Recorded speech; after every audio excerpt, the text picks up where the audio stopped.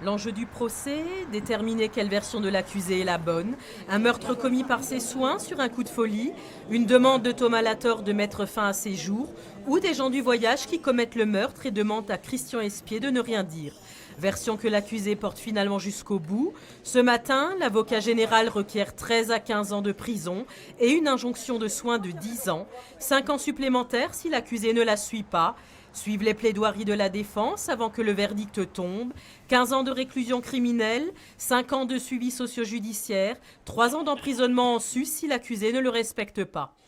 C'est un soulagement pour tous nos clients partie civile qui attendaient ça, qui attendaient que soit prononcée cette culpabilité de Christian Espier, soulagé aussi que sa dernière version n'ait pas été retenue par la Cour, soulagé de cette injonction de soins qui lui a été donnée.